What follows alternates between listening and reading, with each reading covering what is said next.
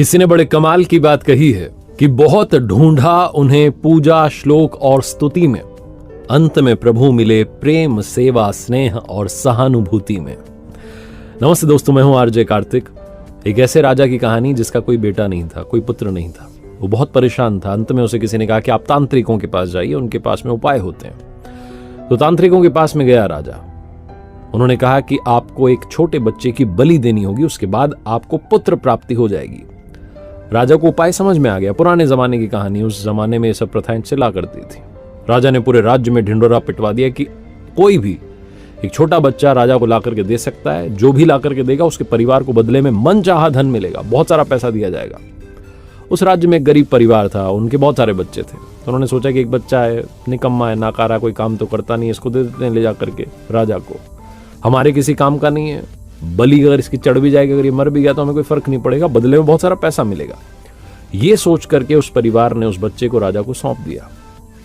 तांत्रिक आ गए, राजा को बुलाया गया, बच्चे को बुलाया गया, सारी तैयारी की गई बलि चढ़ाने की। राजा ने उस बच्चे से पूछा कि बेटा आपकी कोई आखिरी इच्छा है? तो उस बच्चे ने कहा हाँ, मुझे थोड़ी रेत ला करके दे दीजिए, मिट्टी ला करके दे दीजिए। राजा को समझ में नहीं आया, पता नहीं क्या करेगा। इच्छा पूरी की गई, रेत लाई गई, मिट्टी लाई गई। उस बच्चे ने उस रेत मिट्टी को मिला करके 4 छोटे छोटे महल बना दिए, और महल बनाने के बाद एक के बाद एक उसने 3 महल तोड़ दिए। चौथा वाला जो था, उस महल के सामने वो हाथ जोड़ करके बैठ गया, प्रार्थना करने लगा। और उसके बाद जब उसने प्रार्थना पूरी की तो उसने कहा ठीक है, बलि चढ़ा दो। तांत्रिक चौंक गए, राजा डर गया कि ये क्या कर रहा है। तांत्रिकों को लगा पता नहीं कौन सी विधि कर दी। राजा ने पूछा कि आपने क्या किया? उस बच्चे ने कहा कि कुछ भी नहीं, बस 3 महल थे वो तोड़ दिए, चौथे वाले में प्रार्थना की।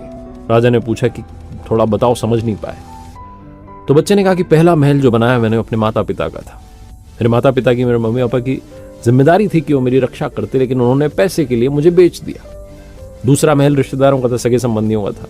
उनकी जिम्मेदारी थी, कर्तव्य था कि मेरे माँ बाप को सिखाते समझाते कि ऐसा ना करें। उन्होंने भी नहीं समझाया, तो उस महल को भी मैंने तोड़ दिया। तीसरा महल जो था वो राजा का था, आपका था। राजा का तो कर्तव्य होता है कि प्रजा की रक्षा करे। आपने तो मेरी बलि चढ़ाने की तैयारी कर ली है, आपका महल भी मैंने तोड़ दिया। और चौथा महल जो है वो भगवान का है, प्रभु का है। उनके सामने मैंने प्रार्थना की और उनसे कहा कि अब आप देख लेना। बस यही था।